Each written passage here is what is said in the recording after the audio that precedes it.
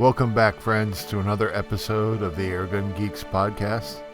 In this week's show, we're going to take a look at Patrick's experience out in the wilds of Ohio, doing some really important pesting work on some local farms. And I'm going to talk about my recent trip down to see Joe Brancato. And we're going to talk about what's required to get that HPA air that we're pumping into our PCP guns all cleaned up, the moisture out of it, and ready to shoot for fill after fill after fill. Well, here we go. Enjoy.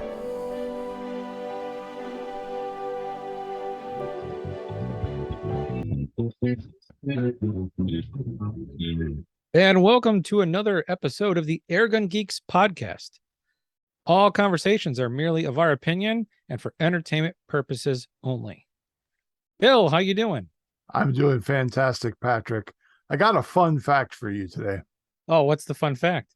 Do you remember the film Lord of War with Nicolas Cage?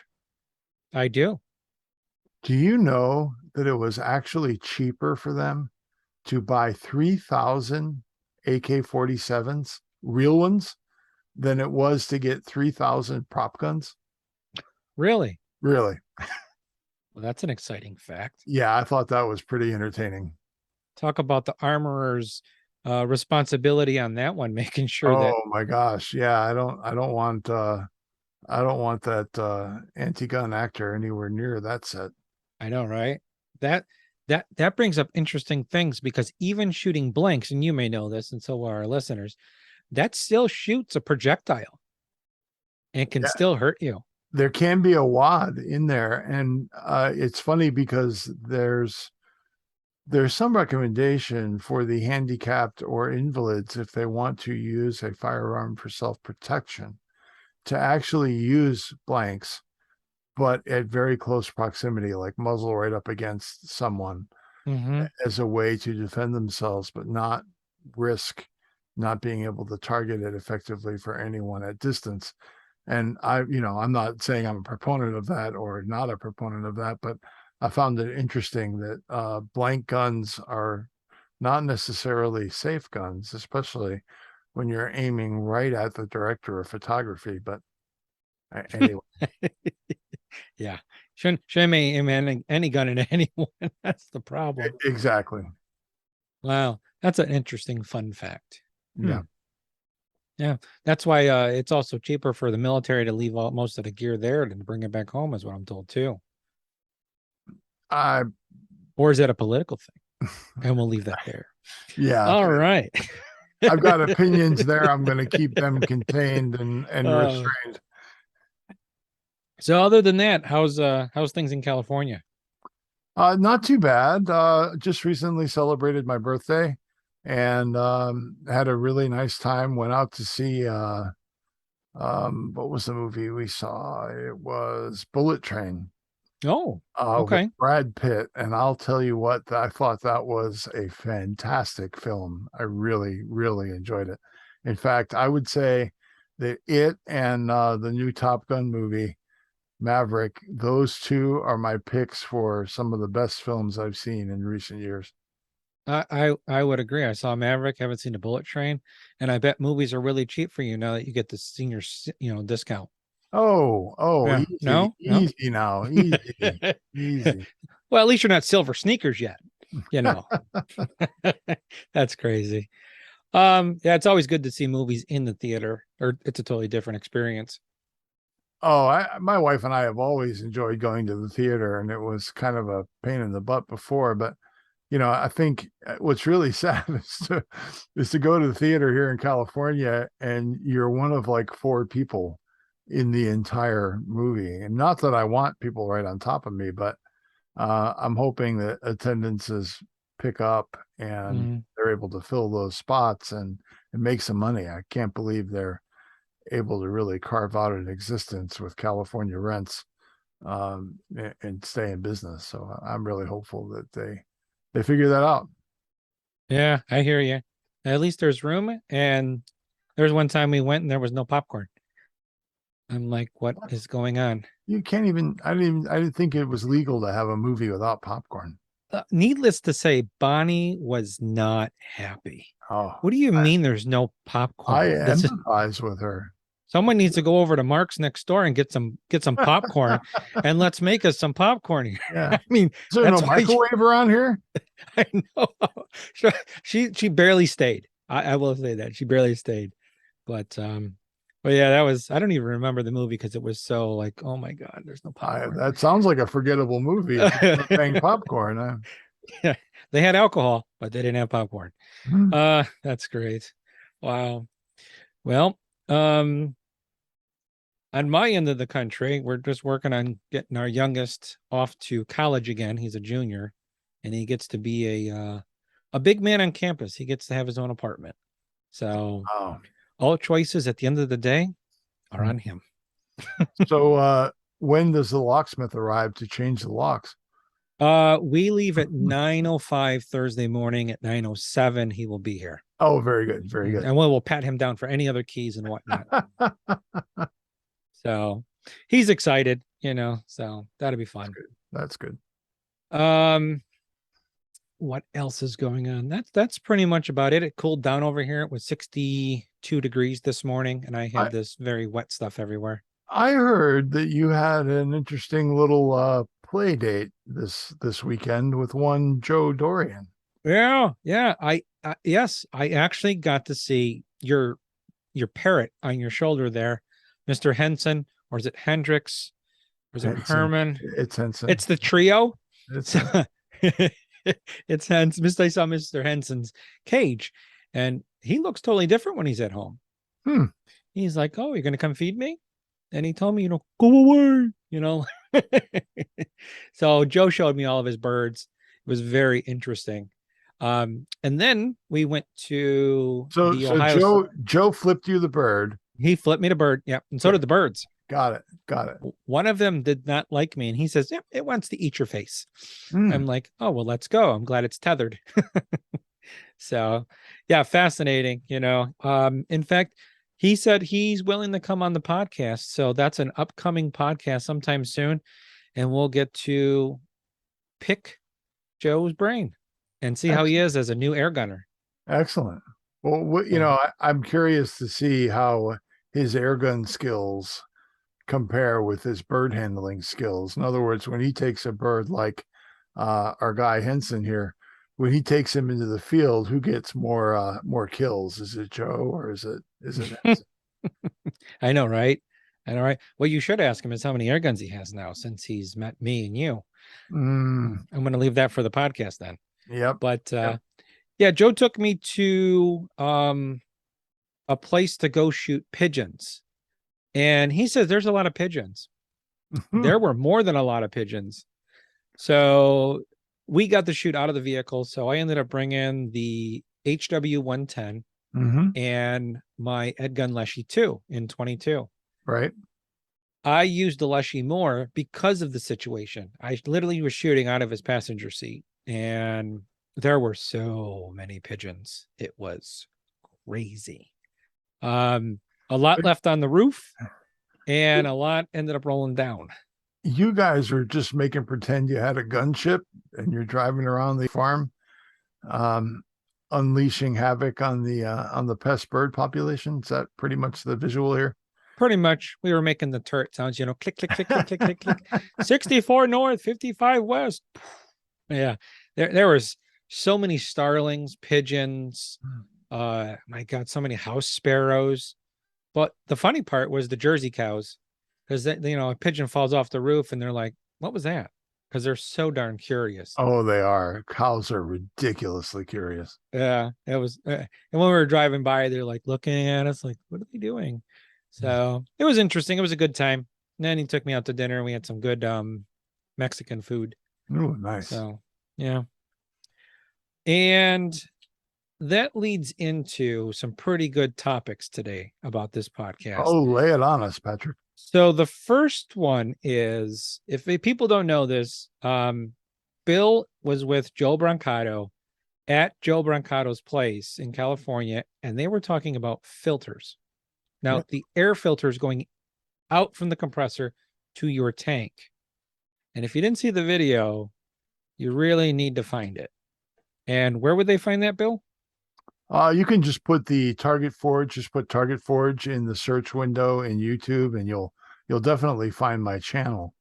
But it is the title of the video, I think, is cheap does not equal, and I use the equal sign, good HPA filtration.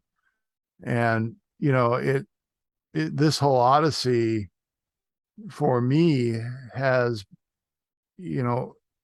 started out with some divers asking me if I recommended using a young hang for diving. I'm like, no, why? You're out of your mind. Why would you use that for air you're going to put in your lungs?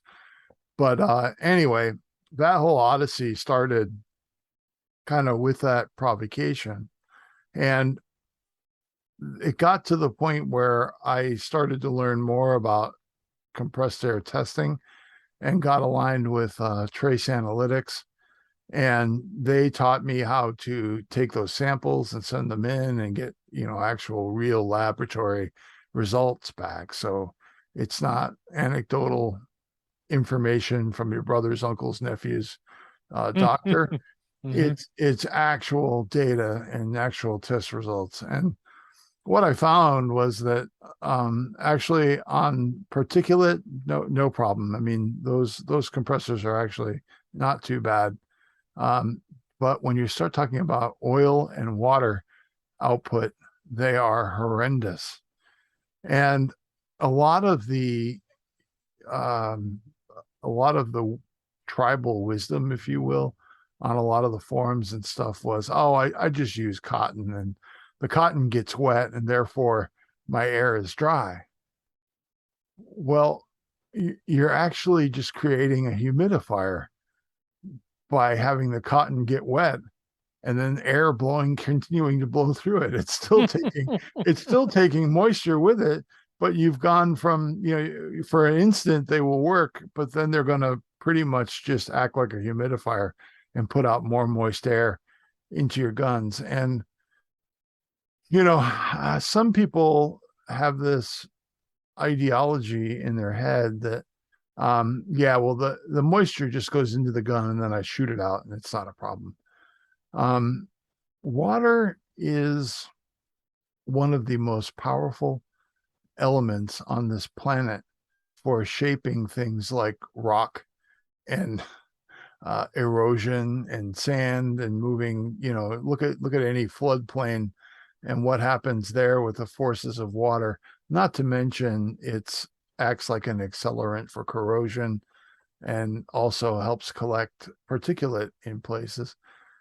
So water is not a good thing. And you're combining it with the second most powerful thing on the face of this earth, and that's wind.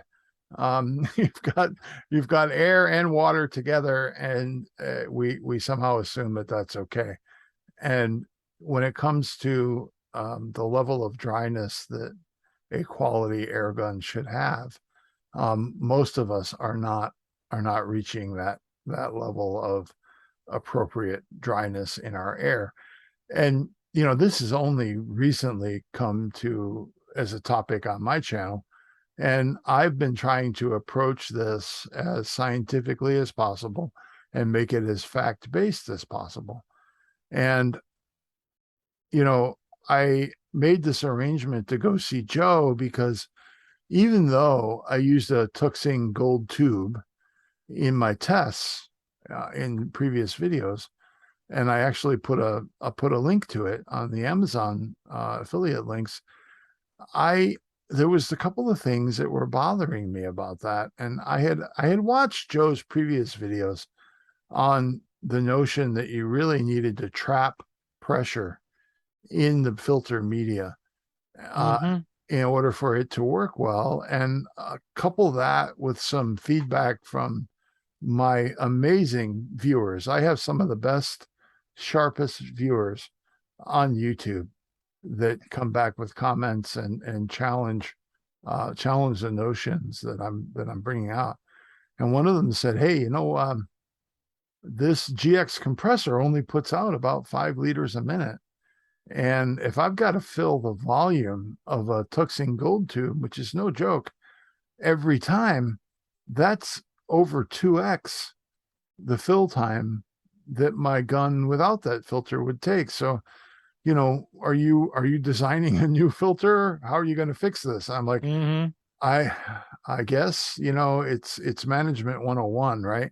You never bring a problem to the table that you don't have a solution for, because you're going to get stuck solving that problem anyway. And I'm not saying I got stuck solving it, but um I asked around. I have some friends in pretty high places in the airgun infrastructure, and I said, "Hey, are you guys willing to take this on and take a look at this?" And um, there wasn't a whole lot of uptake there, and I started looking at the tuxing and thought, well, maybe we bring these in and we cut them down a little bit so the tube's not so long, and yada yada yada. One thing leads into another, and you Yeah. still have to have a quality valve on the inlet, and you have to have a pressure maintaining valve on the top of that. And the one thing that's really nice about the Corette filter from Joe is that whole stack of components that make up that filter is really quite small. I think it's under a foot tall. So strapped onto a GX CS2 compressor, it's actually quite a nice little package. And the filter itself is, I think, Mhm. it's exceptionally robust and well made. I did leave his shop with one in my hand. I paid for it, and it's not a gift. It's a paid for unit, because I believe that it is the best solution that I can use for protecting my PCP air guns. And of course, I wouldn't recommend anything that I don't believe in. Now he does make another filter called the Alpha, Mhm. and my only, if you've got a larger compressor, I think the Alpha fits in that envelope fine. But it has the issue I have with it is how long it is. There's a lot of fittings that stack up on either side of the tube that Mhm. contains the pressure, and as a result of those multiple fittings, the overall length of that filter is quite tall. So, in keeping with Joe's wisdom that you have to keep it vertical in order for it to do its job, um, that makes it kind of unwieldy for a small portable 12-volt compressor. So I think the Corette is the better choice for that. And I'll tell you, I think the Corette is built like a brick, what house. Um, and So would you recommend that Corette filter for like a Nomad, an EC yes, 3000, any filter, and any pump? I mean. the EC 3000 is a little bit higher output, Mhm. and it has a little bit taller height profile than the Nomad or the CX or the GX CS2. Mhm. So I think for the small portable 12-volt compressors, I definitely think the Corette is a great choice. For larger AC powered compressors like the EC 3000, which has kind of exploded in price lately. If Everything has exploded in price. I thought it was a nice unit, and I went and looked at one again, and I'm like, yeah, I'm gonna, you know, I I made a channel out of hot rodding young hang compressors, right? So I kind of Yeah. gotta stay in my lane. And Yeah. and actually I'm working on a pretty interesting video coming up that if anybody has seen my hot rod young hang that we call the Wong Wei, uh I love that name. we're going to take her up a level from where she's at right now. And there is a digital version of the young hang which I actually have a sample of, and we're going to put that in the chassis. We're going to also double the radiator surface in the cooling system so Mhm. that we get even greater cooling. We're also going to add more cooling to the outlet air tube so that we chill that outlet air tube Okay. as much as possible. So with that setup, we're going to get a double whammy where we're also using a chilled tube to condense that outlet air. We also have the two area, I guess I'll call it, water and oil separators on the young hang, which do a fair job of pre-filtering. And that's something that's really important when we're talking about filter media and filter operation, is getting that separation event to happen at pressure is really important to optimizing your media life in the filter. So there's some interesting math that happens when you start talking about the pressure at which you do your separation. And the higher that pressure is, the more water doesn't want to stay in that air. So in your separation stage, if you can get, it's actually two components. It's velocity and it's pressure. And if you don't have enough velocity, you can pacify that process with pressure. So if you take air and you take it to over 2000 PSI, that separation happens to a point where you're going to get the result of that air that continues on after that is very, very dry air. And the molecular sieve just scrubs it that last little bit. And you end up with like less than 0.5% of relative humidity, which, you can't even find that anywhere on the planet. Even the Sahara Desert has a higher RH than that. So, if you compress air enough, you will get water out of it. That is scientific fact. And escaping moisture in the air is not possible on this planet. No matter where you go, you're going to have moisture in the air. Now, you're not going to have DonnyFL level oil or water in your air because his humidity is ridiculously high. And last week, Patrick had some pretty high humidity as well in the Ohio area. So, even us California boys, down at Joe's shop, it's typically around 30 or 40% relative humidity. And here at my place, I can vary wildly depending on how much moisture is coming in off the ocean, but I never fill my guns when the humidity is really high, which usually means it's really cool. So I'm typically filling in 30 or 40% RH at 80 degrees roughly. But anyway, that importance of cycling that pressure and maintaining that pressure in the separation vessel is not really easy with the tuxing filter. So you're going to go through media faster.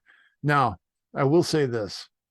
If you have a compressor that has a decent separation mechanism on it, meaning there's an oil and water separator on your compressor, you can get by with a tuxing molecular sieve filter because you're not actually getting that level of moisture into that cartridge. So you're using that separator to constantly bleed that air out. Those perform better if they have that in front of them. But you also don't want them to be horizontal because any water that doesn't get purged out of that media is going to ruin the media, because the media is so hygroscopic that if there's liquid water left in the filter, it's going to suck it up. It's going to take it in and basically saturate the media, and then it's not doing anything. Now there has been a lot of discussion, and it's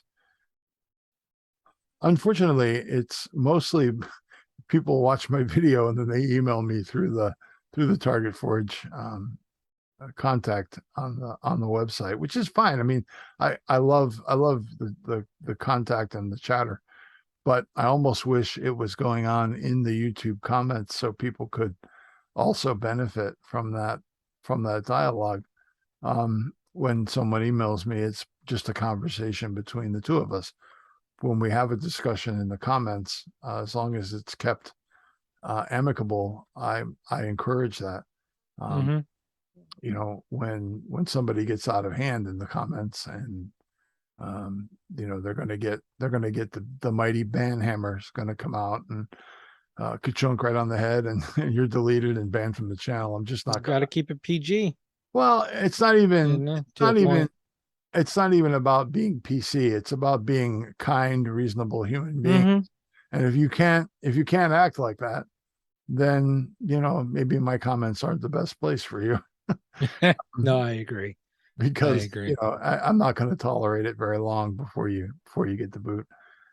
But yeah, that whole moisture in the air thing is something that definitely gets different responses from different guys. I know prior to my actual test data, I was definitely in the this cotton works great. I can wring these things out when they come out. And it wasn't until I thought on it for a while that I thought, well, that's actually not a good indication. Yeah, they did stop some moisture, but they're in the way in the air path, and they're just gonna end up becoming spitball guns into downstream air. Yeah, definitely. You know, if you have a smaller compressor that doesn't have some form of moisture and oil separator, then I recommend wholeheartedly one of Joe's filters as the solution. And even if you do have a stage or two of separation, I still recommend his filters as a solution, because I think they're I think, even though I'll probably get in trouble for saying this, but he sells the cartridges for the Alpha, and I think they're really expensive, if I'm honest. I'm not sure what the turnover rate is on those if used properly. I don't have data on that yet, but I'm gonna work on it. And the reason I'm going to work on it is because I have actually forged an agreement with Trace Analytics, the company that I used for the previous testing. We're going to make a really inexpensive kit available for guys to be able to do a moisture test on their compressor and filter combination. So if you believe that you've got the secret sauce that makes really dry air, you can rent the actual apparatus, which the apparatus is very simply a Foster fitting, a male Foster fitting into a 5 liter per minute flow meter, and then an adapter for a Draeger tube. And a Draeger tube is a way of sampling air that you feed through at a continuous rate. And the target for this test that I'm going to package and offer is you run the compressor for 10 minutes at 5 liters a minute. And even the smallest compressor should be able to generate 5 liters per minute. And if it's more than that, you can use the gauge to reduce it, or you can reduce the total sample time. Basically, you want a quantity of air to flow through this test apparatus and ultimately the Draeger tube that is equal to 50 liters. So 5 liters a minute for 10 minutes is 50 liters. If you run that unit of air through there, you can see how effective your solution is at removing air. Now, it's going to take some doing to get the pressures and the flow rates to work on the compressor side, because in order for your separators and stuff to really be effective, you're going to need those pressures elevated. But this test kit is definitely not intended for high pressure use. So usually you use the bleed valve on the bottom of the compressor to allow some of that air to escape. So it's going to be a challenge to come up with a good test, but we're working on it, and we hope to bring that out here shortly, to allow people to look and see and understand, how much moisture they're pumping out. Interesting. So let's talk about the alpha filter a little bit. Sure. That would be on, like, I have the Air Venturi 4500 water cooled compressor. Mm-hmm. I would want that alpha filter versus the carrot filter. I think it matter? makes more sense because you've got more vertical height and you have a cartridge based media in there. And I'll say this, but I'll probably get in trouble for it. I think that cartridge is serviceable. I think you can pop the end off that. He did say that. Off that cartridge. He did say you can. You just got to make sure that the molecular sieve is packed in there tightly. Well, he said that about the carrot, but I think his sales model is he wants to sell cartridges for the alpha, and they're pretty dang expensive. And honestly, out there. They a third of that filter column is activated charcoal, and there's really no benefit to an air gunner to have activated charcoal in the stream. Activated charcoal is in the filter to remove odors from divers' air. So when you're 20,000 leagues under the sea with Jules Verne, it doesn't smell like Young Hang armpit. Yeah, very true. And that has no benefit to the air gunner. It doesn't do anything. I had one guy left a comment when the results had carbon monoxide in the test samples taken off the Young Hang. And he goes, oh, well, the activated charcoal will remove that. I'm like, he says, it says so on Wikipedia. I'm like, it exactly says that doesn't remove carbon monoxide on Wikipedia. So go back and check your source because it's not accurate. So I don't recommend anybody uses any compressor or filter solution for diving. For gosh sakes, go pay your $20 and get it filled with a professional shop that tests. But anyway, back to air guns. I think that you can figure out a way to remove that end cap on the alpha filter. And I want Joe to sell 1 million of these and make a bunch of money and be happy. I'm not trying to take money away from him or food off his family's plate in any way. But there are budget air gunners, and if you can service it yourself, and save yourself money and still shoot and protect your investment that you saved weeks, months, years for. That's what this podcast is about. What are your options? Very much. People have learned over a year and a half now that we get very geeky with things. We get very technical, and then we bring it right back up to the new air gunner. And if I can get a filter that's $100, $200, and it's going to last a period of time, and then I can buy cartridges that I can redo. Well, I mean, right now with the coupon codes on my video, and they're good through the end of August. The Carrette is a great choice because it is user serviceable. You can just pop out a retaining ring and dump that media out, put fresh media in. And, while we're on the topic of frugality, Patrick, it's important to note that you can reclaim that molecular sieve media, provided you've kept the oil away from it, which if you've got a good separator, you're doing that anyway. But once that media gets saturated, then you can bake it in an oven. And I'm not advocating for this method because I haven't researched it yet, but I did have a long discussion this morning with a customer that I trust who is he is a very high level, or actually I should say he was a very high level field target competitor. And he no longer shoots field target. He's gone over to the dark side. He's into powder guns right now. But he does still enjoy his air guns in his backyard, but competitively he shoots powder guns. But anyway, his comment was there is some chatter on the interwebs, and we all know how reliable they are,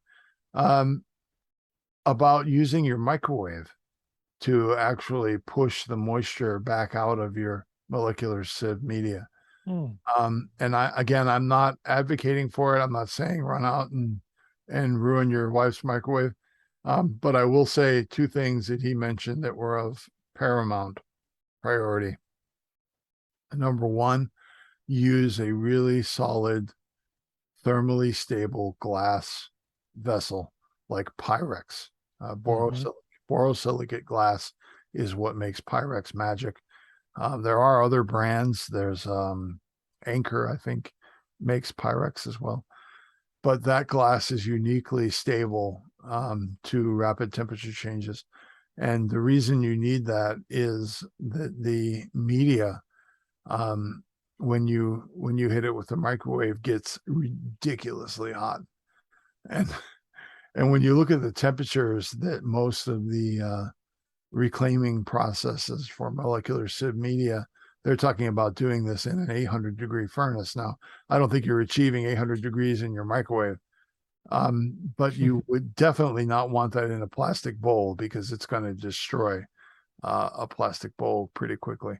So all glass, I hear, is the trick, and you can use a microwave. Now, I've been wondering about reclaiming my waste sieve material in my powder coat oven. As a process of making targets for people and shipping them out, I do quite a lot of powder coating. So I'm running this oven anyway. And if I just had a tray of media down in the bottom of it that got cycled a few times during the day, up to 400 or 500 degrees, I'm guessing I could get that material drier than it was. Am I saying I'm going to get it as dry as material straight out of the bottle? No, I'm not. I'm not going to go that far. But do I think I could extend its life considerably? I think I could. I haven't played with it yet, but it is a way. If you can buy some time on the wife's oven and not let her know, or if you're a bachelor, you can possibly get away with this, but you can use your oven to reclaim the molecular sieve media. Very good. Which, by the way, is vastly superior to the silicon beads. It's not even a close comparison on their performance at removing water vapor. But the key that was said in your video with Joe is do not let molecular sieve beads touch the aluminum wall of your filter. So you cannot just pour them in there. There needs to be a barrier between it and the aluminum, or it will eventually degrade. If you had any idea, Patrick, how many people responded to my earlier video on the results of the GX and the Young Hang for moisture, and how many of them were taking their little cotton wad holder, taking the cotton wads out and filling it with media, and then screwing the cap back on. And I was just like, hey, no, don't do that. It's going to weaken the vessel over time, and then you're going to be asking your mates to open your ketchup bottles because you're not going to have enough working fingers. Bad idea.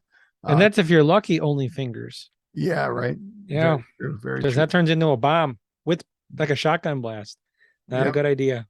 Yep. So, Very, very informative. Definitely watch the video. If you got any questions, of course, reach out to Bill through YouTube, preferably, so that everyone can learn from it.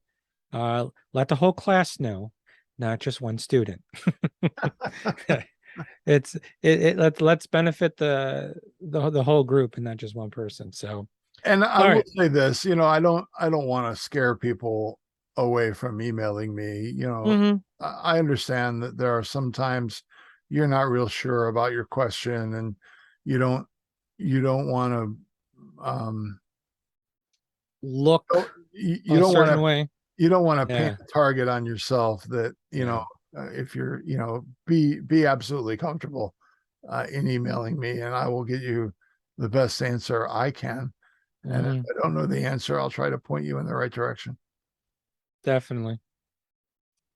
All right. So we're going to switch over to a little different part of the high pressure side. Woohoo! And that is the valve that sits upon the top of whatever high pressure bottle you own. Mm. So the ones that you get a lot of questions on are what's a DIN valve? What's a K valve? Are they the same? Are they different? What are they? So you're from California. Is a K valve okay? Or are they not? I'm actually from Connecticut. I currently live in California. Oh, I resent the association that I'm from California. I highly apologize and understand. I'm kidding. Everyone in California, don't send me a bunch of hate mail. I'm uh, but joking. you're in Northern California. You're a different state in the state of California. I was told by many Californians there are 4 states. I am Northern California. I am not lower. I'm just picking on you, but no, seriously, that's what they say. I'm like, we are not from Los Angeles or wherever. We're up north, right, where the woods are, and when we're. I'm like, okay, are you happy? That's all that matters. So, all right, a K valve. I mean, some people know what that is. A lot of people don't. We got a lot of new people here. So, can you explain a K valve? I don't know the term K valve, Patrick, so I'm going to Ah, feign ignorance there. I know the valve that's on the top of a standard SCBA bottle is ah, very, very different than the valve that is on the top of a scuba bottle. And for those that don't know the delineation between the two terms, scuba is self-contained underwater breathing apparatus. SCBA is self-contained breathing apparatus, which you'll notice there's no underwater there. Uh, no. so it's not meant for continuous use in a watery environment. So the SCBA bottle is for keeping your firefighter alive when he's walking into an environment that would be either not permissible due to the temperature of the air or the quality of the air and the smoke and the Mhm. toxins that are there. He's got his own air, so he can go in and rescue your kitty and save your priceless PCP air gun. Honestly, he's probably not going to do that second part. He might save the cat, but he's Yeah. not going to care about your nice FX impact. But anyway, that's the extent of my knowledge, and I don't have any experience ever with scuba type valves. That's I awesome. I know something you don't. I only have experience with SCBA because that was the path that was first laid out Mhm. for me to enter PCP. And I didn't want a compressor. I wanted to use my local dive shop. And if you ever go to Joe Broncato's website and you're looking at his very, very nice bottles, he's very proud of them.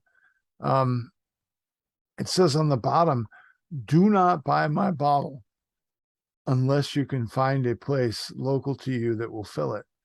I don't want to sell it to you, which I think is admirable because it's important. If you think you're just going to get a bottle and go get it filled anywhere, you might Yeah, be I know. for a rude awakening. And I actually got absolutely screwed by my local dive shop because I went to them and I talked to the husband and wife own it. And I talked to him and I said, hey, can you fill this bottle for me? It's SCBA bottle. It's brand new. It's within the filling time for DOT standards. He's like, oh yeah, no problem. Just drop it off and then come back and pick it up when it's ready.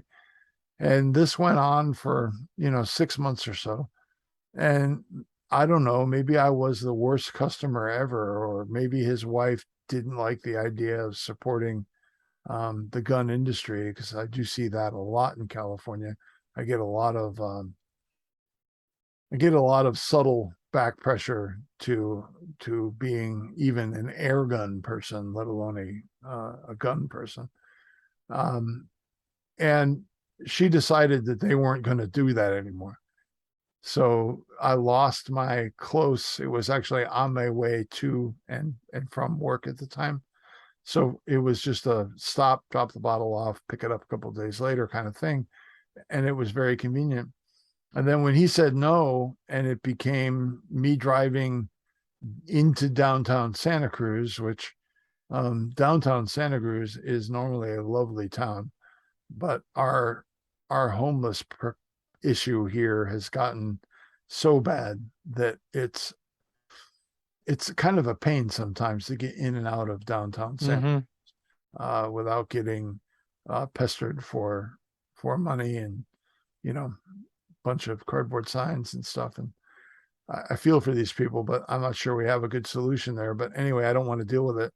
And that's what got me kind of down the compressor road. So to answer your question, no, I don't. If you talk about SCBA bottles and their valves and how they work, I know what I like and I know what I don't like. And I actually don't like the SCBA bottle, or the SCBA valve, but you tell me what a K valve is, Patrick. All right. So it's real simple. Okay. If you look at and again, these are on scuba tanks. So it's flat and it has a black circle in the middle, which is the O-ring. That is technically what's called the K valve. The other, and that's a low pressure tank. So that's 3000 PSI max fill. So that helps with some air guns, but not many. And then you have what's called a DIN valve. So a DIN valve, again, is a scuba valve, but it's a high pressure scuba valve. So 3,625 PSI fills a lot of guns, but not very many times. And that actually has a female hole with threads inside because it's a higher pressure. So then that leads into, there's valves that look like DIN valves, but are meant. Are they imposters? No, they can hold more pressure. They could deal with more pressure. Okay. All right. So we're gonna start from my least favorite valve. That's a DIN valve, because the style is the same, but the materials and how it's made is different.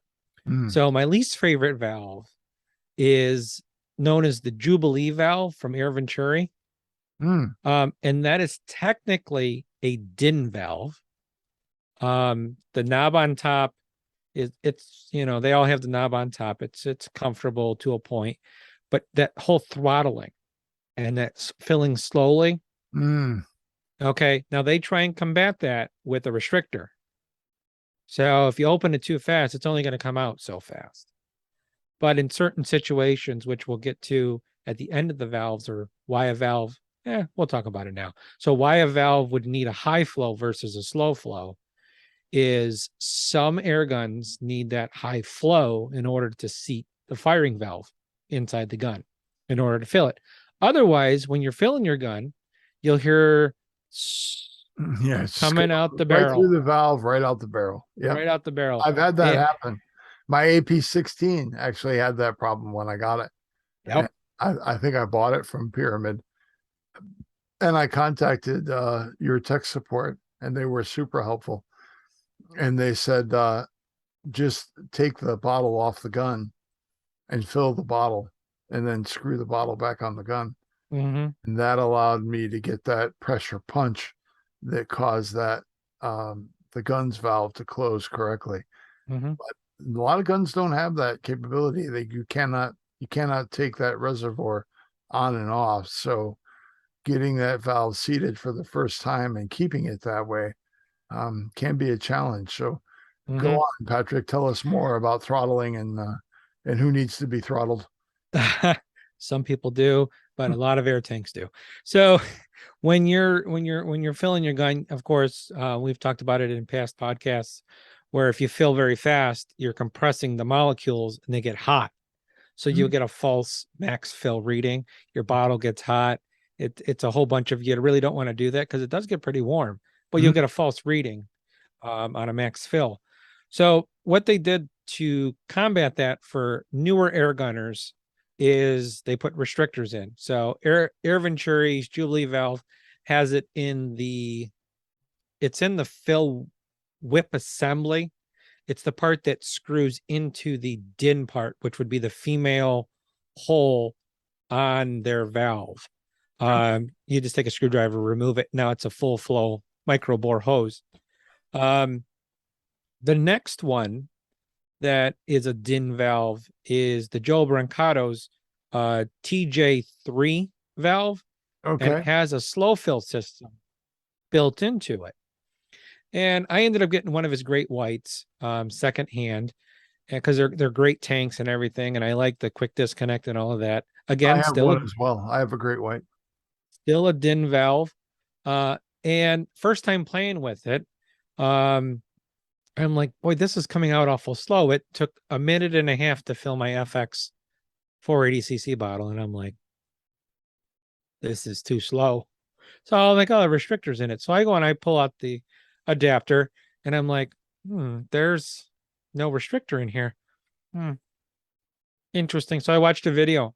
The restrictor, or slowed down one-way valve, if you would, his slow valve, is a little groove that only allows so much air to get past it, because it works like a valve seat in an engine. So it seals, except for that little groove, which would be blow by on a valve on a car. And I'm like, okay, but you got to let all the air out. And he shows you how to speed it up and whatnot with a file. And I'm like, okay. What I didn't like about it is, okay, what if I want to flow faster and I just filled my tank? And we all know that when you fill a tank from zero, it takes time. It takes a lot of time. Like, we're talking like anywhere from 2 to 6 hours. Yeah. Because you got to fill it, then you got to let it sit, and then you got to fill it, and then you got to let it sit, because the whole hot air and whatnot. And I'm like, okay, I see where that could work, but I wish there was an easier way of adjusting that somehow. I don't know. It works great. It took almost 2.5 hours to go from 3,000 PSI to 0.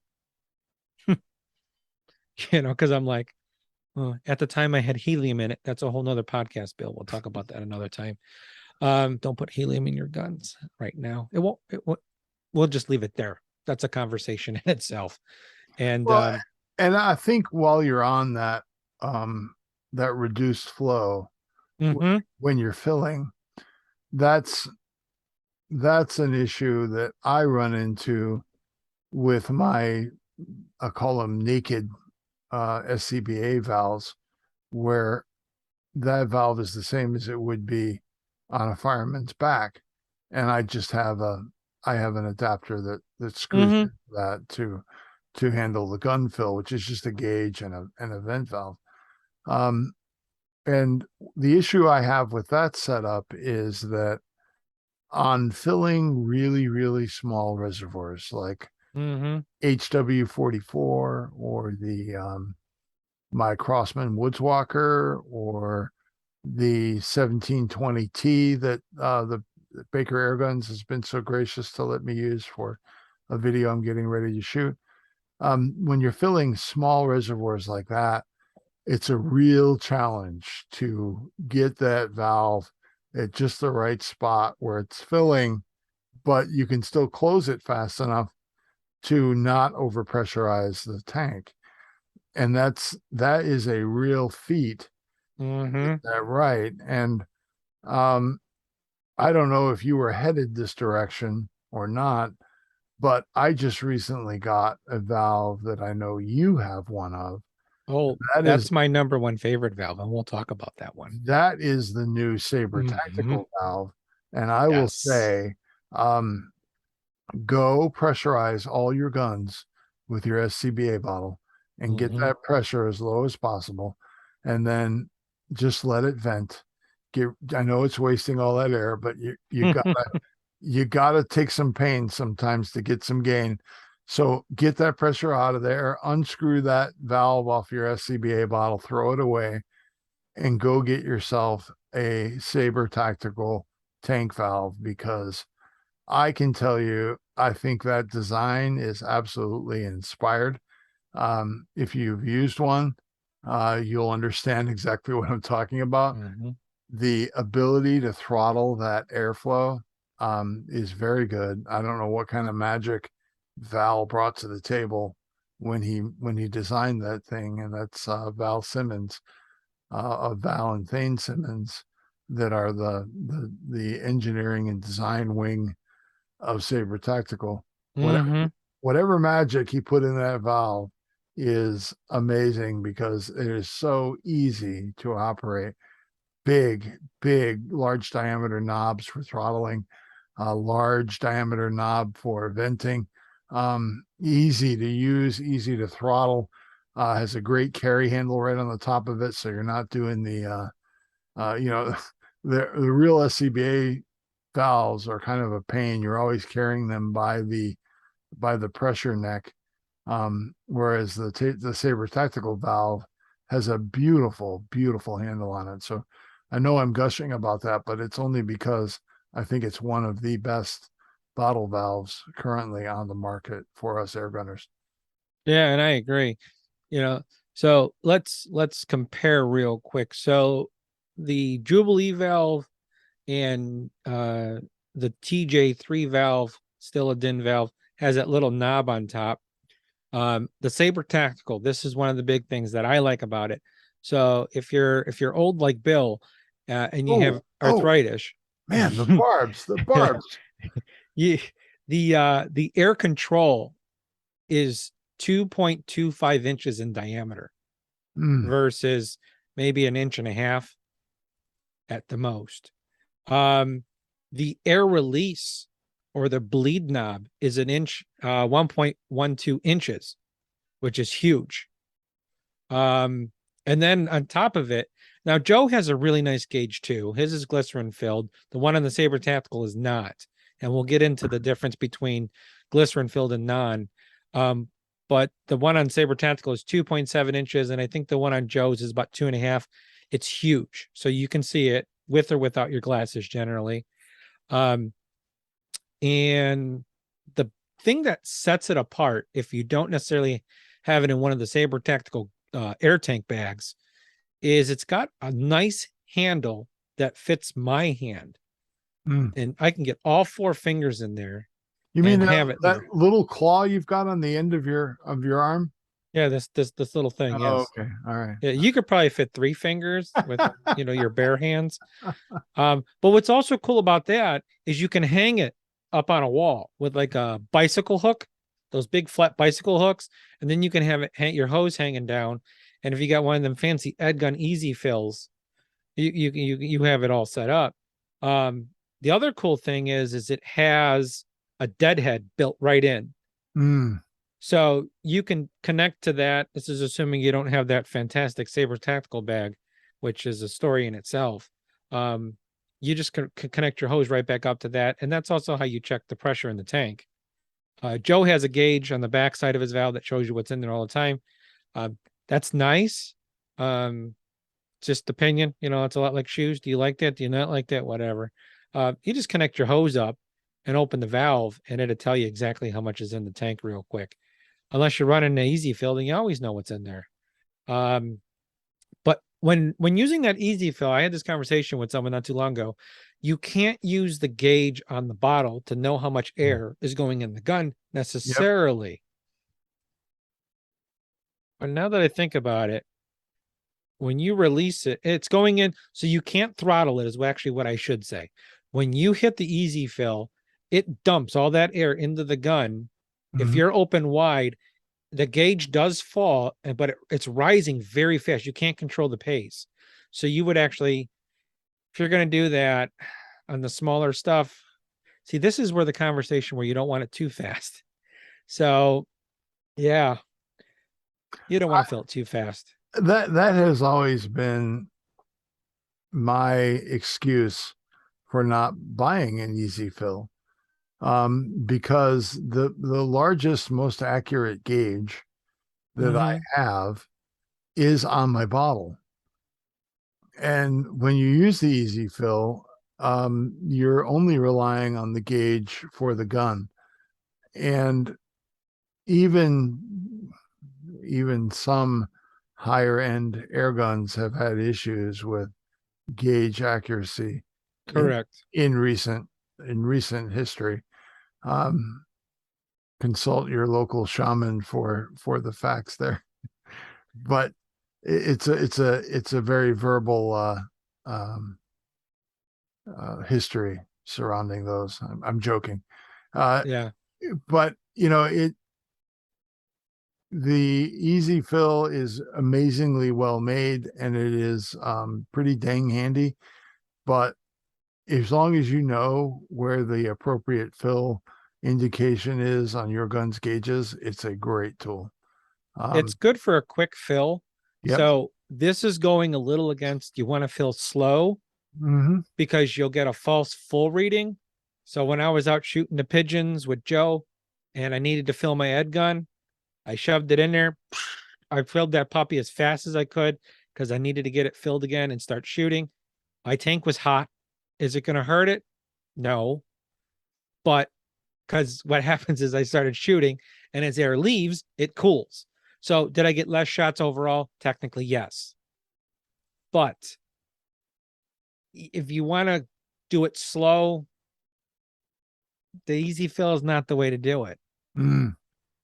Now, if you have Joe's TJ3 valve and it's a slow fill system, gotcha. You're good then. But you're sitting there going, 1,000, 2, 1,000, 3, 1,000. I don't want to hold it that long. I'm just being honest. My thumb gets tired. You're very impatient, Patrick. I'm very. But everyone knows that. And we still love you. I appreciate that. So it's all about what's your purpose. What are you doing? It's great to have the probe in there and just stick it in there or whatever, fill up your gun, so forth, so on. Did you say probe? I did. How dare you? That's PG. Make sure you lube the O-rings on the probe. It wasn't the PC. It was there are some of us in the airgun world that are very critical. I hate probes of air guns that require probes. And I can tell you that if that HW44 wasn't such a spectacular pistol at doing what good pistols do, I would be very critical of it having a probe, because it actually costs me. A couple of weeks ago, my local firearms club has restarted their event called Silent Night. It happens once a month, and basically it is subsonic 22s and air rifles up at my range, which, honestly, having a gun range in an area like Santa Cruz County in California is remarkable enough, but they have so many restrictions, and God forbid there is a single powder shot after 5 o'clock, because the police and SWAT teams and battleships will end up lining up on the coast. It's a big deal. And the club has to be very respectful of those noise rules.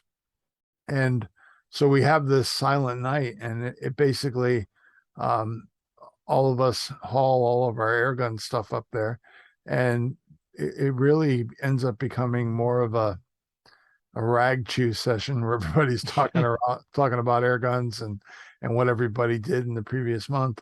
And then we all go out to dinner afterwards to a really nice little barbecue place in downtown Scotts Valley. And, it's a wonderful evening. It really is. Usually wrapped up by 9:30, 10 o'clock. But anyway, I bring my really, really cool tricked out HW44 that I'm pimping out for pistol class of hunter field target or field target hunter division. And I get up there and I put my 3 mags through it because it will shoot exactly 3 mags, and then it's time to refill it.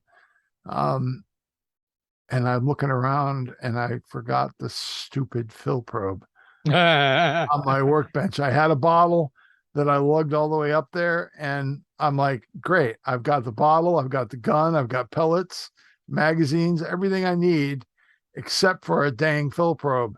Honestly, if they hadn't used the fill probe, I could have just put that Foster So on. I know what we can do. What? Why don't we make a fill probe that has a screw on the other side so that it stays in there and it's a constant little male Foster, and our probes permanently stay in their hole. And then you'll never lose it. That could probably work. I mean, you might have to take it apart and service those O-rings every now and then. Yeah, glue them up and you're good for a while. Yeah. At least you won't lose it. Yeah, that's true. That's true. So, and I didn't lose it. I just left it on the bench. That's probably the biggest pain in the butt. And that is the benefit to the Saber Tactical gun bag. You can keep it all in one spot. Yeah. You would think I like Saber Tacticals. I'm just saying. It's good stuff. My problem with that is, I think the airgun manufacturers assume that somebody goes and buys an airgun, and whatever gun they picked is their airgun. And therefore, screwing that probe on the end of their air hose is perfect because they're only filling the gun they bought from Joe's Airgun Emporium. Yep. And that's just simply not true. There aren't many of us airgunners that have a airgun. So you end up with this desk drawer full of fill probes, and none of them are clearly marked with what they are. And you end up putting Foster quick fittings on all of them. So you're spending that money. I do appreciate the ones like Ataman. Their probes come with the Foster machined. Oh, yeah. They give you the threaded end hand one with the Foster. Yeah. So but that's such a baby probe. I do appreciate them for that. That's one step closer to never having a fill probe. But man, I hate fill probes. I couldn't tell. I hate clip leads on compressors too. I might have said that. So ultimately it just depends on what you're doing as far as your tank valves, but you do have some pretty cool options nowadays. Between the Saber Tactical valve, I mean, it's $200. Joe's TJ3 valve is like $229. So ultimately at the end of the day, if you're going to buy a tank, make sure it's a carbon fiber tank, buy the biggest tank you can afford. And of course, make sure you can get as many fills as you can if you're getting paid. Well, if you're paying to have it filled, is what I'm trying to say. And so, I will also add that if you're buying a bottle to go with your stylish and beautiful Saber Tactical tank bag, do not exceed a 9-liter bottle.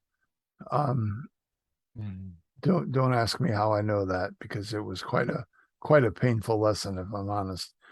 So wait a minute. If you have 100 cc or 100 cubic foot Omega bottle, won't fit in the bag? Okay, so now you're getting off into the weeds, because now you're talking about air volume versus actual volumetric space as measured by liquid. And that's where this train comes off the tracks, because I actually called the Wisconsin air gunner, PJ Clark. He and I were having a phone conversation, and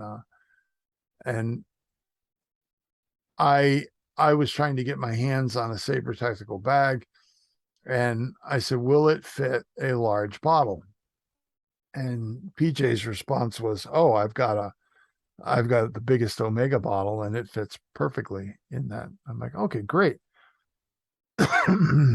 So I got the tank bag in, and if your SCBA tank, and the primary use for those tanks is for firefighters. Mm-hmm. That they're the ones that these things were designed and made for. If it is a 60-minute tank or 88 to 97 cubic feet, that is either a 10 or a 12 liter bottle. It will not fit. I think it's 12 liter. It will not fit in a Sabre tactical bag. Now, Okay. the Omega bottle that claims to be in the same volume, I'm not sure what kind of voodoo they did for that. PJ tells me that his did fit, but I think it's really a 9-liter bottle, and by 9-liter, that is the liquid volume of the inside of the bottle. And honestly, if you want to be sure, look at the and unfortunately, most airgun companies don't market these as minutes of air because it's irrelevant to us. But a 60-minute bottle will not fit in a Sabre tactical bag. A 45-minute bottle will fit very nicely. It does. I have that. And also the 30-minute bottle will also fit very nicely.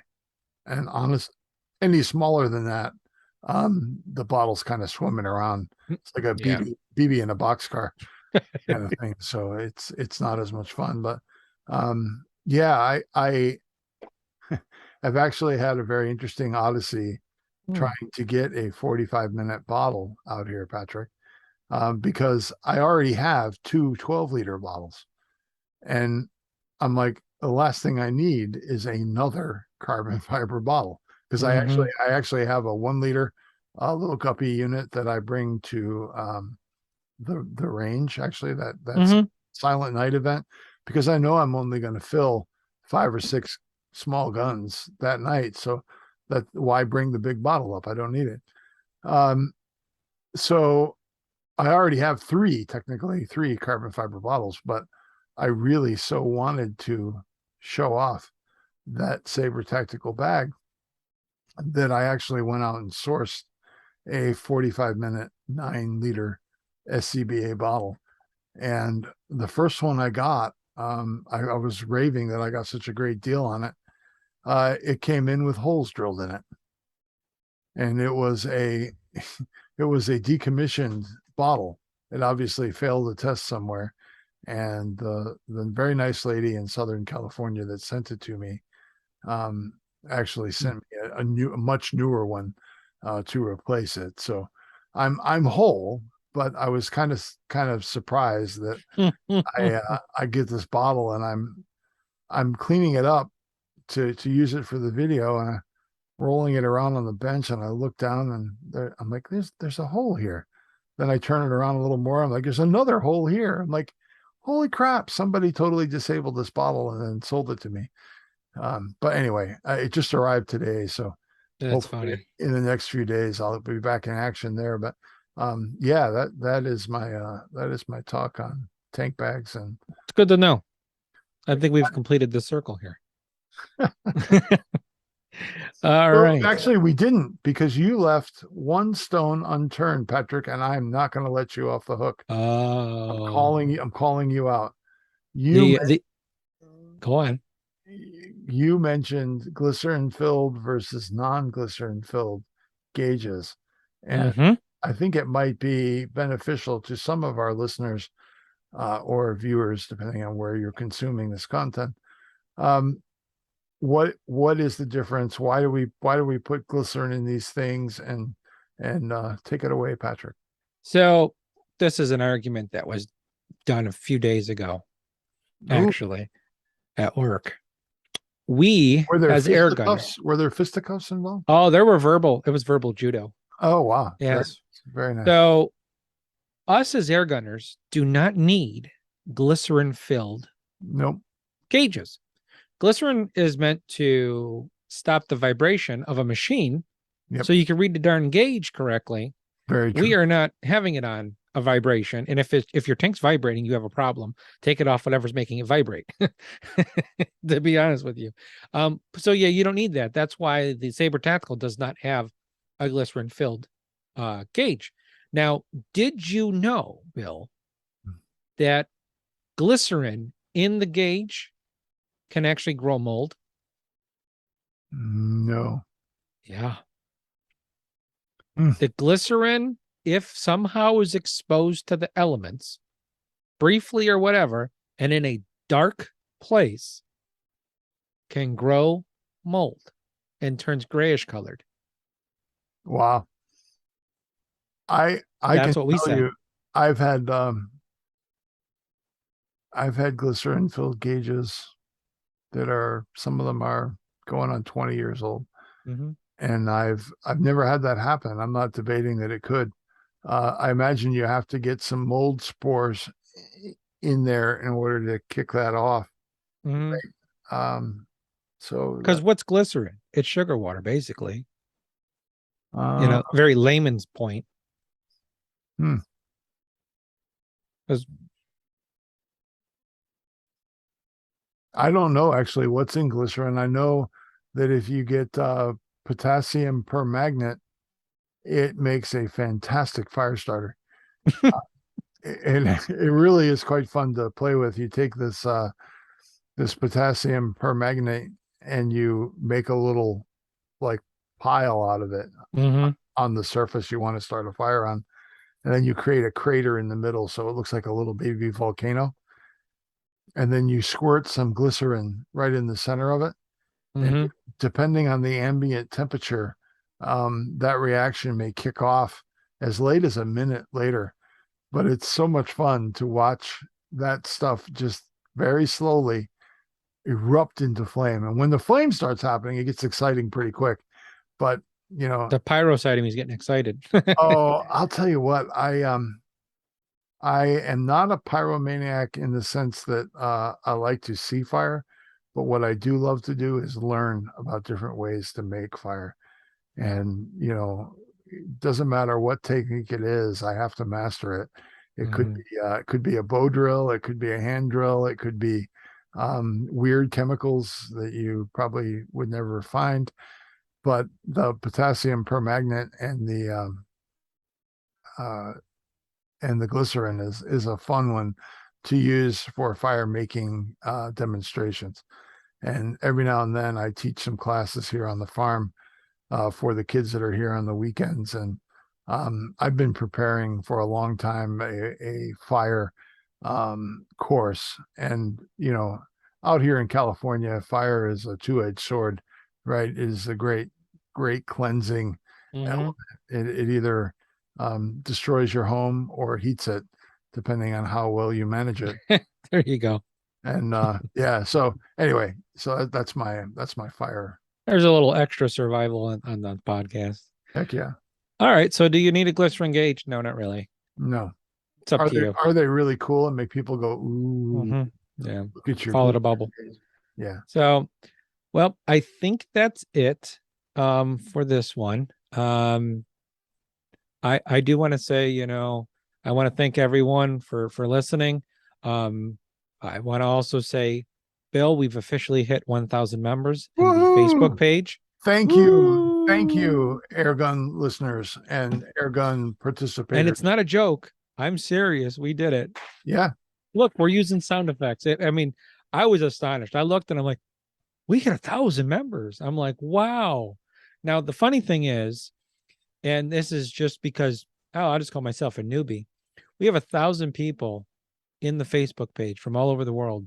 We need to get them people on the podcast. We need to get them listening. Yeah, we need more people. When you say on the podcast, you don't mean I mean following on the podcast as guests. You mean consuming our podcast content. Yeah, absolutely. Consuming. Yeah.